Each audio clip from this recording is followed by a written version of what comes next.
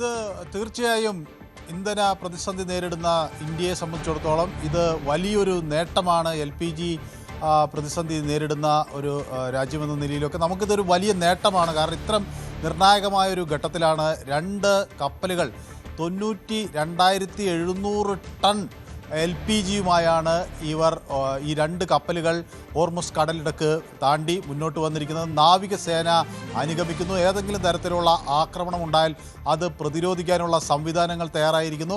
ഇപ്പോൾ ആ തന്ത്രപ്രധാനമായ സ്ഥലം പിന്നിട്ട്, ഹോർമുസ് കടലിടുക്ക് പിന്നിട്ട്, പ്രശ്നബാധിത മേഖല പിന്നിട്ട് ഇപ്പോൾ അത് രണ്ട് കപ്പലുകളും മുന്നോട്ട് നീങ്ങുന്നു. ഒന്ന് നമ്മുടെ ശിവലിംഗ് എന്ന പേരിലുള്ള ഒരു കപ്പലാണ്, മറ്റൊന്ന് നന്ദാദേവി. ഈ രണ്ട് കപ്പലുകളാണ് ഇപ്പോൾ മുന്നോട്ട് നീങ്ങിക്കൊണ്ടിരിക്കുന്നത്. 16-17 തീയതിയോടുകൂടി ഈ രണ്ട് കപ്പലുകൾക്കും ഇന്ത്യൻ തീരത്ത് എത്തിച്ചേരാൻ കഴിയും.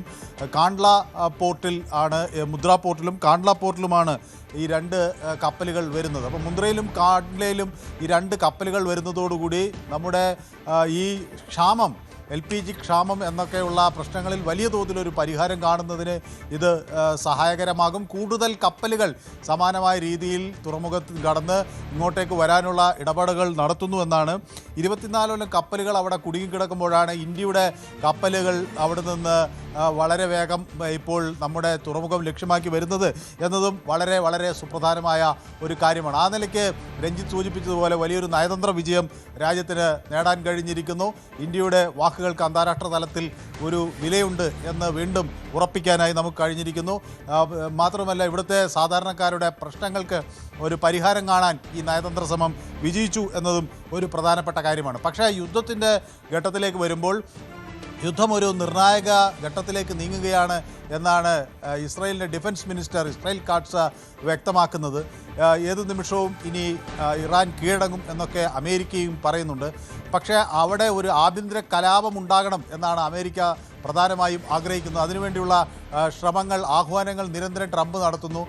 ഇന്നും ട്രംപ് സമാനമായ രീതിയിൽ അമേരിക്കയുടെ ഒരു താല്പര്യമെന്ന നിലയിൽ ഇറാനിലെ സാധാരണക്കാരായ ആളുകൾ ജനാധിപത്യം പുനഃസ്ഥാപിക്കുന്നതിന് അവിടെ ഒരു അട്ടിമറിക്ക് തയ്യാറാകണം എന്ന് വ്യക്തമാക്കുന്നു. അതേസമയം US-ൻ്റെ വാർ മിനിസ്റ്റർ അല്ലെങ്കിൽ നമ്മുടെ ഡിഫൻസ് സെക്രട്ടറി പീറ്റ് ഹെഗ്സെത്ത് ഒരു കാര്യം വ്യക്തമാക്കുന്നത്, ഈ മൊജ്തബ ഖംനയി ഒരു പരമോന്നത നേതാവല്ല.